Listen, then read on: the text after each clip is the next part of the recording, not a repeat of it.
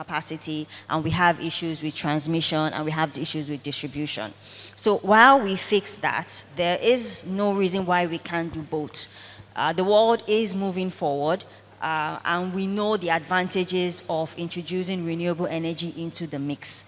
So there's no reason why we can't do both. I do understand that obviously transitioning from coal to gas has its benefits. And again, like I mentioned before, there's no point transitioning fully into renewable energy if it's going to have a negative effect on the lives of people, on industry and the economy. So that is why there's a need to have the right mix, and there's a need to have a plan and a progression and a plan that you follow.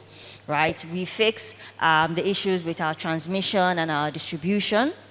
And while we work on that, on the other side, we say, okay, how can we develop as we are growing? Because right now, we know that only 60% of the population is on the grid. 40% of the population is not on the grid. So how do we serve those?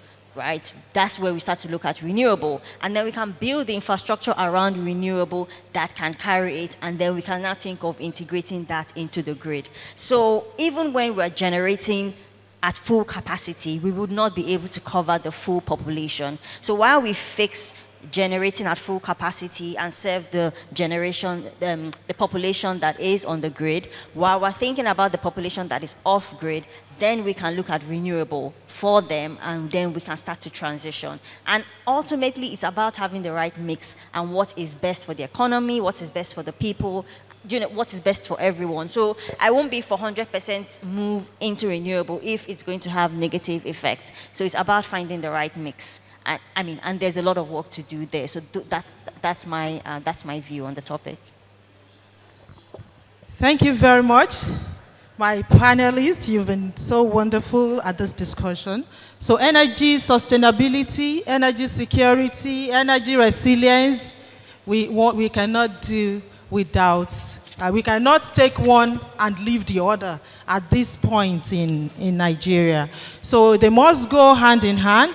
As we work towards energy security for Nigeria and the entire world, we must also work for energy sustainability. And when we talk about sustainable energy, as it is expected in SDG 7, it must be affordable.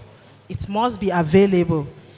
There must be access to it. So availability, affordability, and all of that, and sustainability in terms of environmental, how friendly it is to the environment is key. And one good thing about Nigeria is this. We have all of the sources, the renewables, the fossil fuel.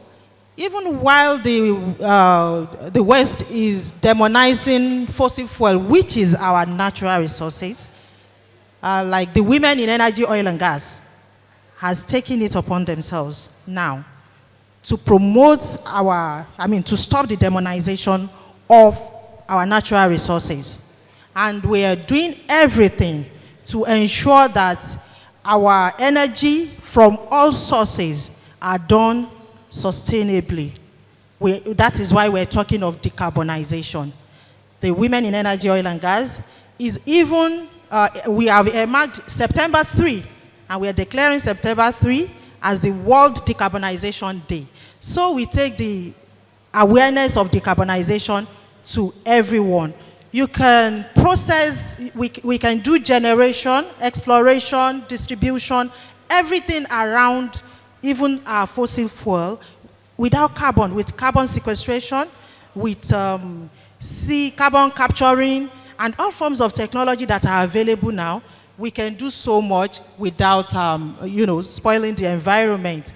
And at this point, before we move to our Q&A, I would like to hear from your final thoughts. Your final thought, just your final thoughts. You will still respond to questions, So your final thoughts on our discussion today. I'll start from Mr. Sriniva. Yeah, the government and the private industry both should come together, because energy is such an important topic. It cannot be solved alone by the government. or it cannot be solved alone by the private sector. So there must be a joint venture for the overall benefit of the nation, that the federal government should join hands with private partners, so that, and vice versa, the private partners should also join hands with the government to take the projects very fast. Then only things will happen. If the government thinks they can do alone, it is not possible, and if the private partners think that they cannot do alone. So the joint venture between the private and the public sector is very key thing. Secondly, there should be a lot of incentives from the government side, so that there is an encouragement and motivation for the private sector to come forward and invest in the energy sector. Because without motivation, nothing moves. So I strongly feel that this is an area where the government should also work and come forward. If various financing schemes should be launched, like even those who are encouraging renewable energy business, government should give them some green bonds kind of facility. Apart from that, you have as private people, they can private people who are in this business, they can start the pay as you go, the financing scheme. So likewise, there are various financing schemes which can motivate the private partners to come into this field and invest, so that it can be helpful for building the nation very fast. And this is an area where the role of every person is important going forward. Thank you, madam. Thank you. Okay, so on this topic, I'll look at it from both sides, right? For our existing grid structure, I mean, talking about integrating renewable energy into the grid and all, I think for our existing grid structure, there is a lot of work that needs to go there. I think we should need to look at things like decentralizing the grid, automating it, and I know that that is capital intensive, but that should be our long-term plan. Right? I know it's capital intensive across the country and all, but that should be our long-term plan. Because like we mentioned already, we are not at generating capacity, and that's because of the current grid structure. If we can do that, then we can maximize our generating capacity, right? And then we can then think about, okay, how can we have more generating sources, because that's not our current issue. That's the first. I also agree with him as well in terms of the partnership.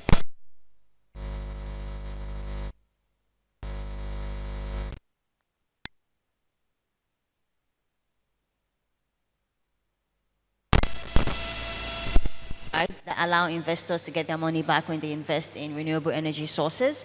We also need to look at the caps. I know right now we have caps for will I say IPPs that want to generate power. We need to review those caps, because if I'm coming in to invest in a business, I would say, okay, if this is my cap, this is the maximum I can make from this business. If it's running at 100%, it may not be attractive.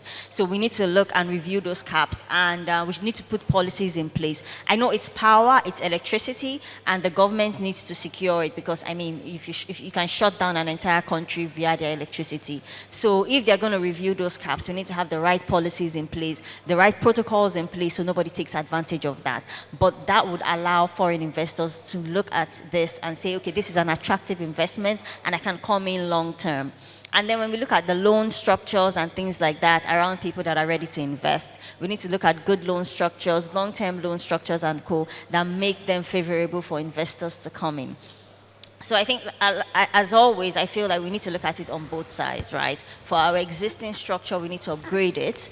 And for building additional capacity to get the entire country on the grid, we need to look at investors, we need to review the caps that we have on tariffs, we need to look at feed-in tariffs, and we also need to look at net metering, right? Because right now, a lot of people aren't going for solar, renewable energy, and I'll also go with solar because that's my industry, so I'm biased to it, the way he's biased to gas, right? So most people look at solar. They can't. It's a bit expensive now. And it's capital intensive. But in foreign countries, one of the ways they sell it to people is net metering, right? You take from the grid, right? You give back to the grid and then you net off. A lot of people right now today, they can only afford small capacity systems. So when the grid is on, they automatically switch back to the grid. But during the day, they are generating excess PV, their batteries are full, and that energy is just wasting. So another way to sell it is you can actually net off your energy, even if you have a small capacity system, by net off the energy that you spend. That will be a good way to sell solar to people, and that would also help in terms of the environment and the amount of energy that is being generated. So again, I think we need to look at this holistically, right, and just come up with a long-term plan across all the different areas. Thank you very much, Mr. Okay, Abdulkadir. so Srinavan and Ogali have spoken extensively on partnerships between government and private sector, as well as financing. So there's no need to repeat what they've said. I would only add that I'm just throwing it out there. So there's a lot of funding for projects. The problem we have here is that, okay, thank you. The problem we have here is that a lot of these companies are, should I say, not very prepared to actually receive some of this funding. So what I advise people to do, even if you open a solar company today, whenever you see any bid or any tender, please bid for it. When you bid for it, they will open their portals to you, and then you then see some of the requirements that they need that you don't have, and then you then build yourself over it. Whatever, if there's any project, even if they are doing a project in Saudi Arabia and Saudi Aramco is there, I will bid for it together with Saudi Aramco. Because what what that does for me is that when I see the requirements, oh, I know I don't have this. Do I need to go and sign a technical partnership with XYZ? I sign a technical partnership with this person. Do I need to put this in place? Is it a corporate governance structure that I have in my company? By the time you go through 1, 2, 3, 4, 5 bids, trust me, whenever you see bids coming up again, you'll be qualified to get those grants and those money that's available. To end, I would say if we have a dirty cloth and we have the option of washing it or applying perfume, I think the best option to go is to wash it.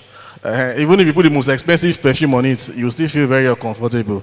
So the grid is the cloth and integrating renewables is the perfume. So thank you very much. Thank you very much. You have been amazing. All of you have been amazing today. And from our discussion today, it's obvious that the aspect of having grid stability, having energy security, having enough of everything in terms of energy in Nigeria is everybody's concern.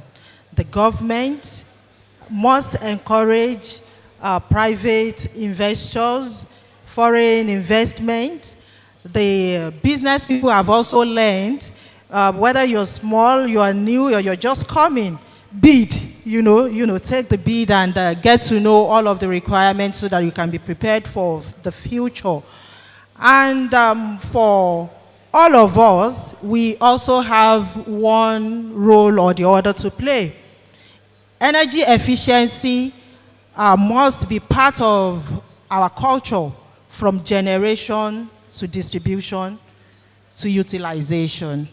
And if you on your own, at home or at work, if you are an energy monster, if you waste energy, that means you are increasing the amount of energy that we need, and you are increasing you are stressing the capacity of our existing systems. So let's be energy efficient.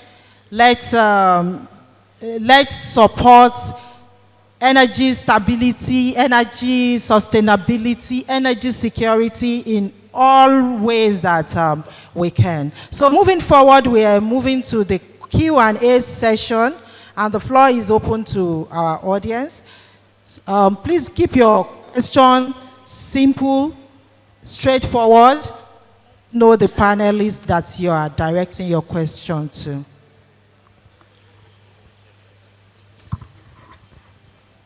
Any question from our audience?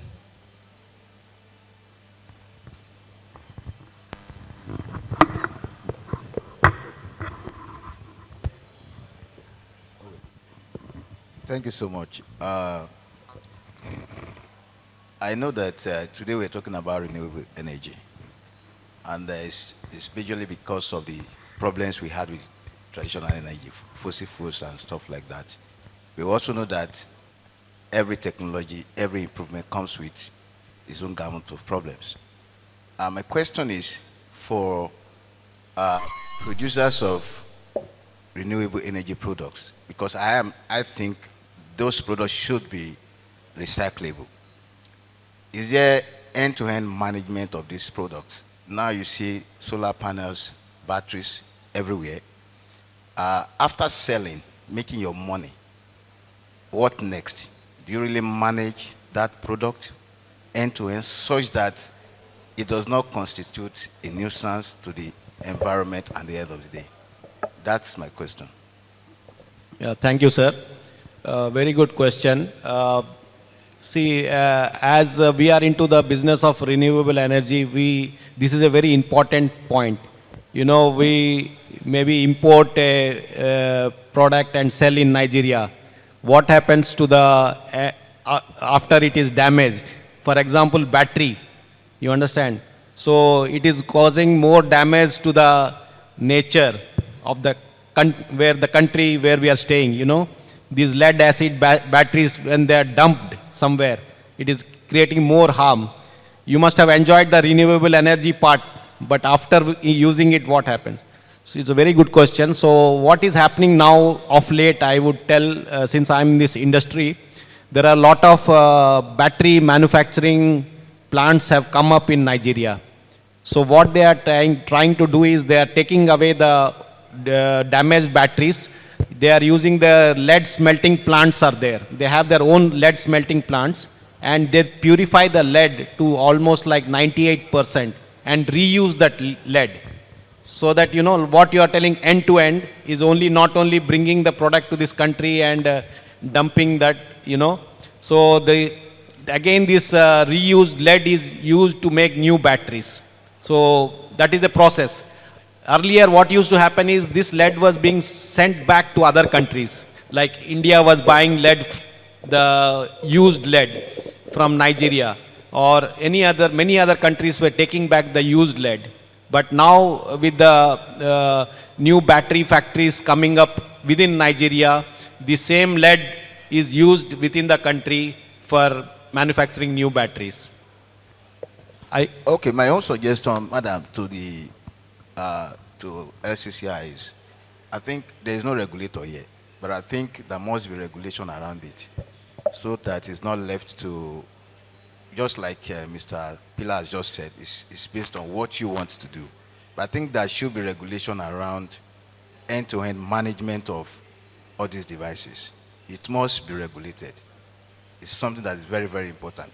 It's very easy to say you pick them up, their company. I know the one that are lying fallow.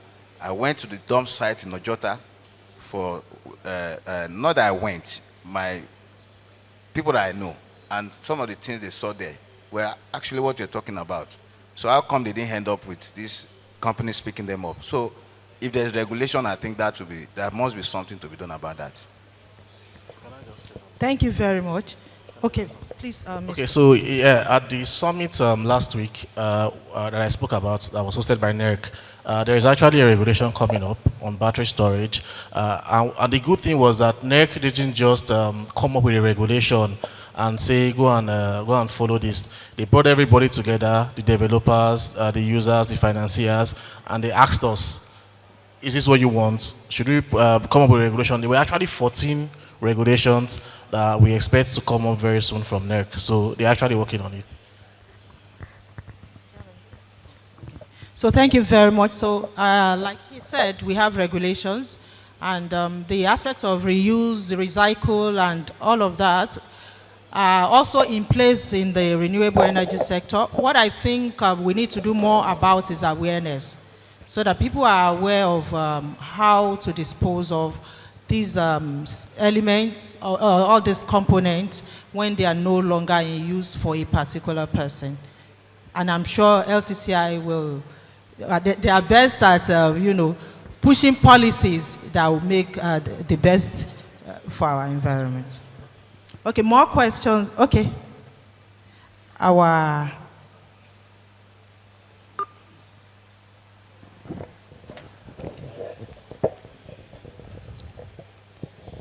Thank you, moderator.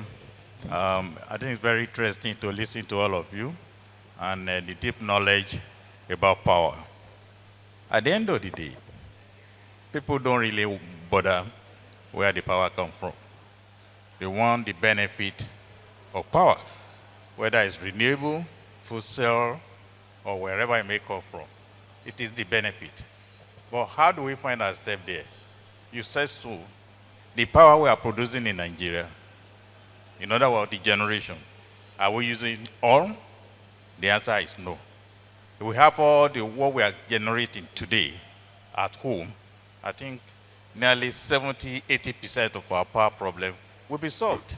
Therefore, we have to solve our problem as it is. In other words, what we are producing, how do we get it to our home, to all our appliances? That's our number one problem before we start asking for another solution. The second one is that when we don't get it there, what is sustainable? We look at the solar. You are looking at all renewable energy. 70% on the grid, 30 or 40% not on the grid. How do we get to them? The fastest way today may be for us to look at new solution to some of those old problems. And the new solution is renewable energy. I won't say you should have to take coal to those villages in order to give them power. Give them the clean power.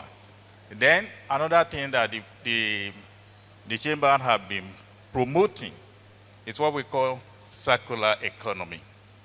It should make the waste productive in a way. When people know they will make money using the waste to produce something else.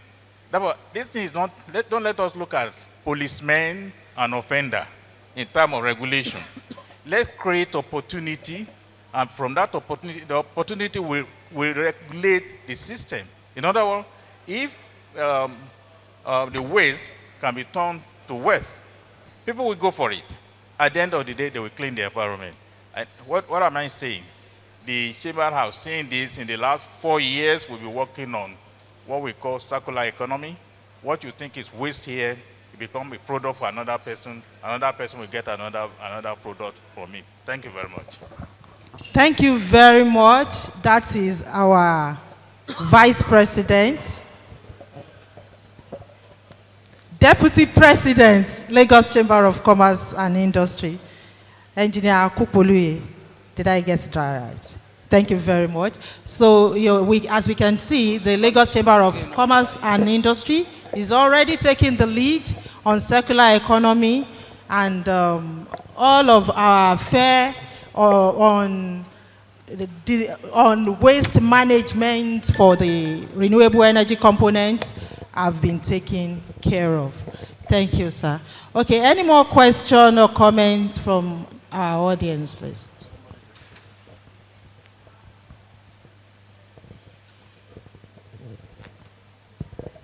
All right, good morning once again. And thank you very much for that session. I learned a lot. I would like to ask, there are a lot of young people out there that are very curious. Can you all hear me? Can you hear me? Can you hear me now? Okay, my name is Peter. So there are a lot of young people today. Thank you very much for that session once again. I really learned a lot. A lot of young people today that are curious and desiring to explore and possibly engage, the renewable energy space. My first question is, what are the options to enter this space? How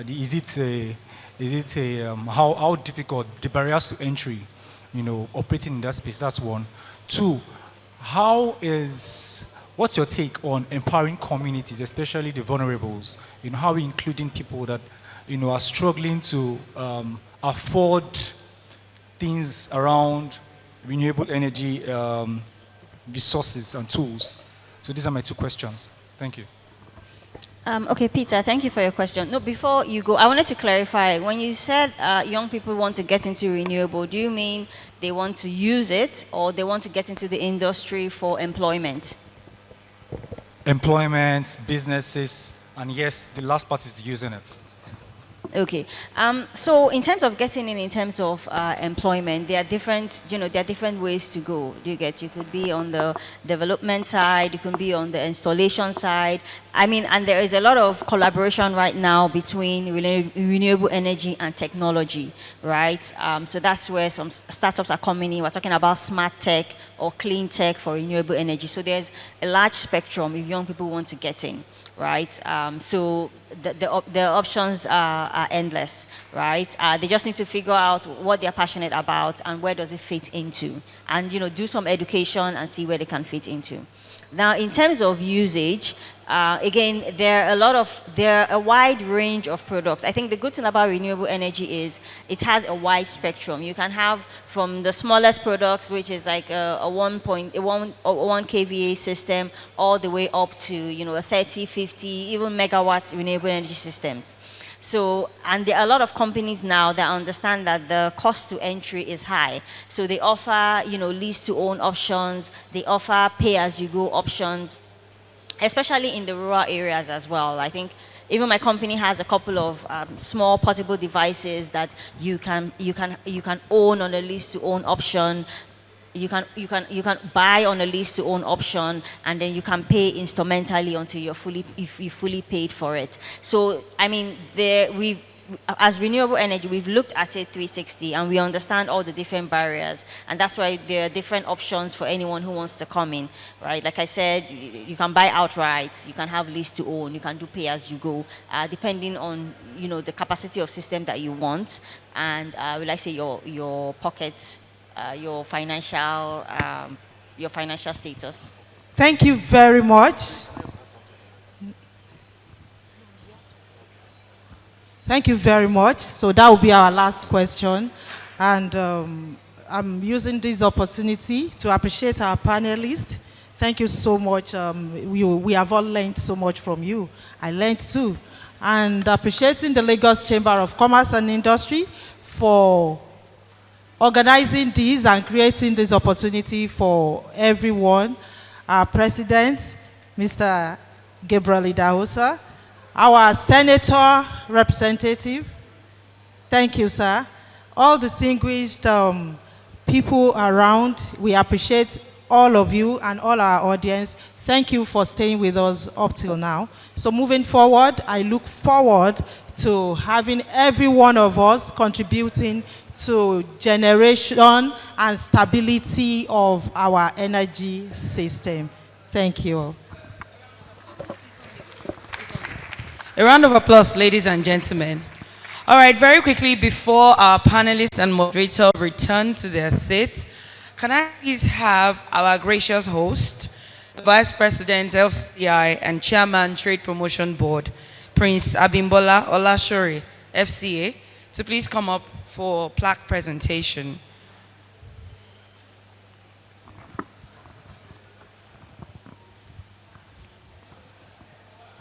The first will be presented to Mr. Srinivas Pila, founder and CEO.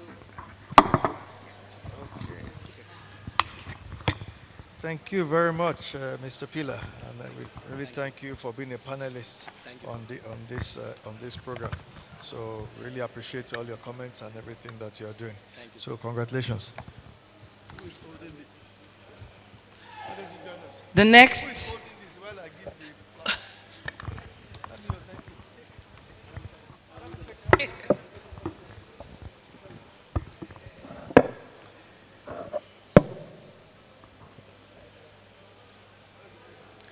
The next plaque is for the Senior VP, Customer and Partner Success, Energy Solar, Mrs. O'Hale.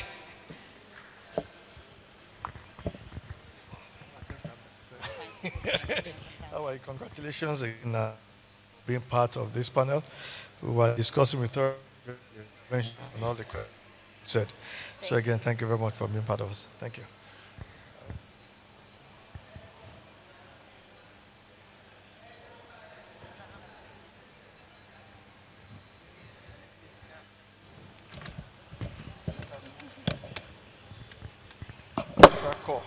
Again, thank you very much.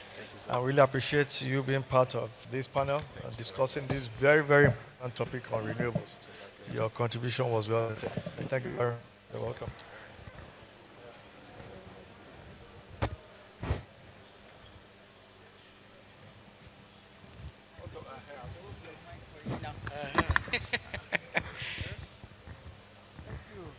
I think my voice, okay. Thank you, Mrs. Yusuf, for moderating that panel. Obviously, your knowledge of the topic was well displayed. And again, I must congratulate you for all the work that you're doing in this whole space of renewable. And I thank you for your bravery in trying to promote the use of our fossil fuel. Congratulations.